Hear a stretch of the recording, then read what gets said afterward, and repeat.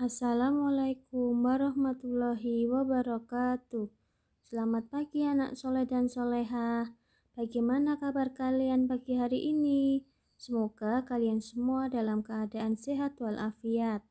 Pagi hari ini kita sudah memasuki tema 7, perkembangan teknologi. Kita akan belajar subtema 1, bagian yang pertama.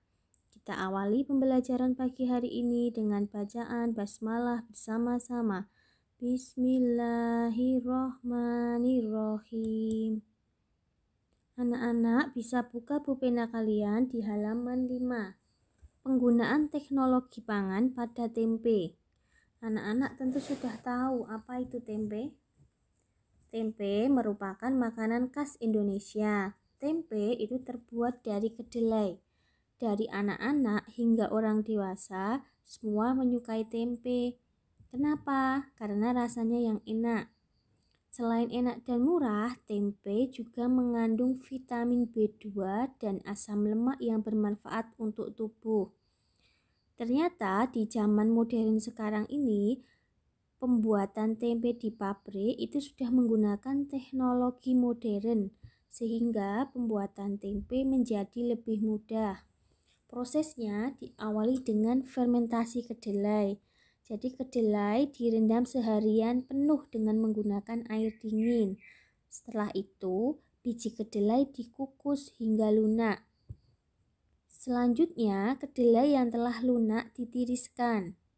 Ragi ditaburkan sedikit demi sedikit, lalu dibungkus dengan daun pisang atau plastik. Setelah kedelai dibungkus, diamkan selama 1 atau 2 hari hingga kacang kedelai tertutup jamur. Proses pembuatan tempe terus berkembang. Jadi dari yang dulu modelnya tradisional, sekarang berubah menjadi modern dengan menggunakan teknologi. Dengan adanya mesin, para pekerja dapat memproduksi tempe dengan jumlah yang lebih banyak. Kita lanjutkan sekarang nugget. Tentu anak-anak sudah kenal apa itu nugget. Nugget itu makanan yang diolah dari daging ayam atau sapi. Tapi sekarang sudah ada olahan nugget yang berasal dari sayur-sayuran. Nugget disukai banyak orang, terutama anak-anak, karena rasanya yang lezat dan gurih. Kini banyak sekali produk nugget yang dijumpai di berbagai toko makanan atau toko frozen, sehingga kita dapat memperolehnya dengan mudah. Nugget dibuat dari daging ayam atau sapi yang sudah digiling. Daging giling tersebut lalu dicampurkan dengan berbagai macam bahan seperti telur, bawang yang sudah dihaluskan, lada, gula, dan garam. Mungkin di rumah ayah bunda kalian sudah pernah membuat nugget sendiri di rumah. Adonan nugget lalu dikukus. Adonan yang telah dikukus lalu ditiriskan dan dipotong-potong sesuai selera. Setelah itu ditaburi dengan tepung roti. Selanjutnya nugget siap digoreng. Nugget yang belum digoreng itu bisa dimasukkan di dalam kulkas agar lebih tahan lama. Biasanya nugget bisa bertahan 1-3 minggu dalam lemari es. Sebaiknya perhatikan kondisi nugget ketika terlalu lama di dalam kulkas. Jika sudah berubah warna dan muncul jamur, berarti sudah tidak boleh dikonsumsi lagi. Jadi supaya lebih sehat, sebaiknya makanan seperti nugget itu diusahakan membuat sendiri di rumah. Kalian bisa membuatnya dengan bunda kalian. Karena prosesnya sangat mudah ya, dan bahannya pun mudah didapat. Sekarang kita lanjutkan teknologi pengawetan ikan asin. Kalau kalian pernah belanja di supermarket, kalian pernah lihat ikan sarden yang dimasukkan di dalam kaleng, dan itu merupakan contoh pengawetan makanan secara modern. Ikan sarden itu ya kan, itu ikannya basah, jadi di dalamnya itu sudah ada seperti kuahnya sedikit yang mengental. Jadi kalian tinggal masak dan menambahkan bumbunya. Nah, di sini yang akan kita bahas yaitu pengawetan ikan dengan pengeringan. Seperti yang kalian lihat di gambar, itu ada pengeringan ikan, terutama pada ikan asin. Jadi ikan asin dijemur hingga kadar air di dalam ikannya berkurang. Teknik ini digunakan untuk mengurangi kandungan mikroba dalam ikan sehingga ikan dapat disimpan dalam jangka waktu yang lebih lama. Pada pengeringan ikan asin, penduduk yang masih menggunakan cara tradisional akan menjemur di bawah sinar matahari. Namun, kalau dengan teknologi, itu bisa digunakan dengan cara memanggang pada oven. Ya, jadi dipanggang pada oven atau dipanggang dengan tungku yang besar sekali, biasanya yang ada di pabrik-pabrik. Jadi seperti ini dengan cara apa ini? Ini masih dengan cara tradisional karena masih dijemur-jemur. Sudah anak-anak, sampai di sini sudah jelas ya.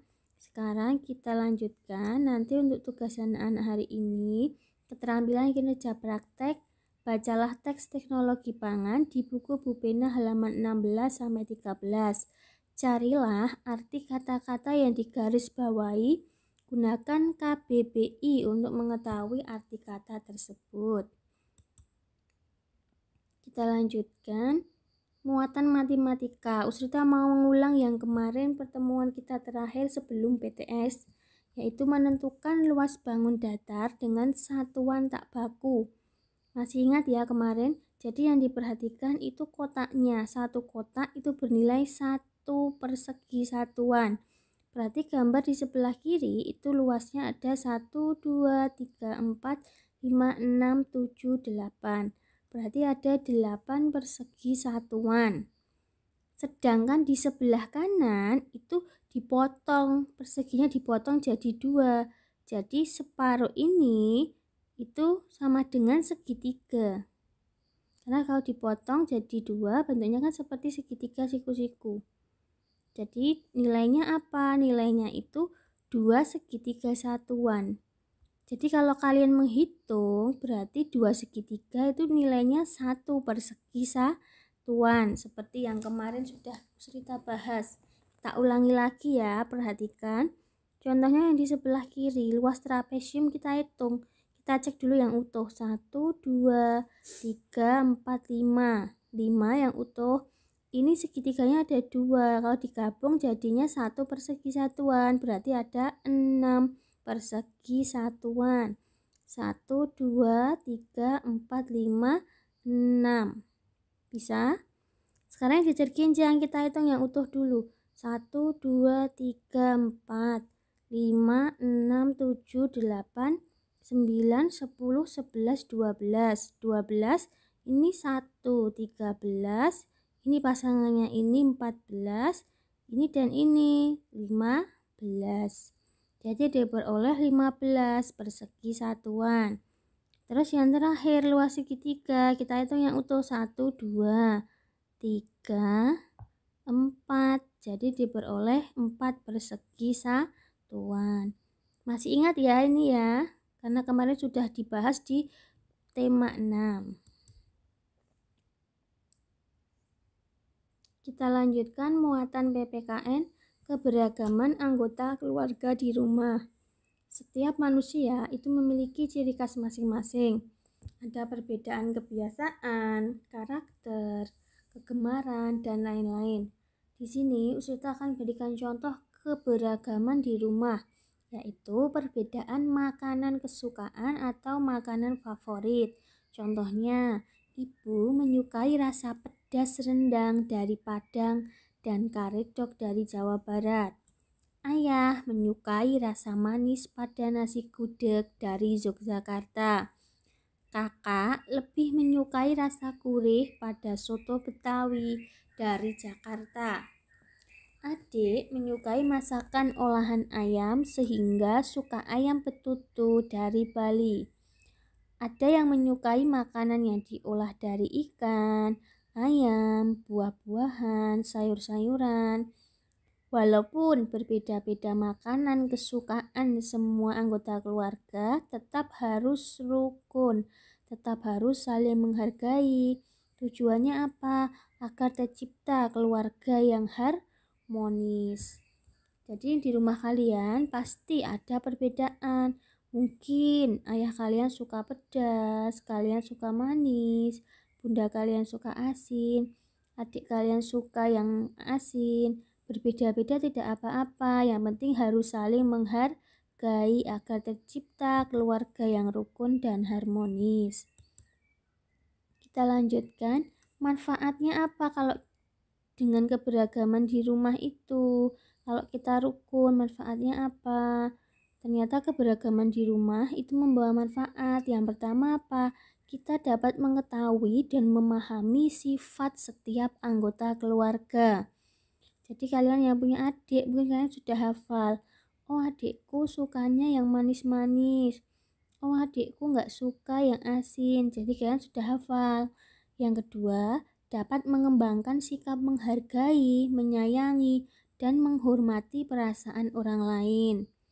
Yang ketiga, perbedaan kemampuan dalam keluarga itu bermanfaat ketika kita saling bekerja sama. Jadi ketika ada pekerjaan bersama-sama, dengan adanya perbedaan itu kita akan bisa menyelesaikannya dengan mudah.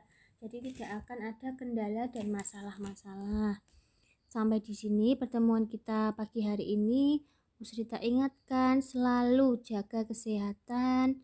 Jangan lupa memakai masker, cuci tangan, jaga jarak. Wassalamualaikum warahmatullahi wabarakatuh.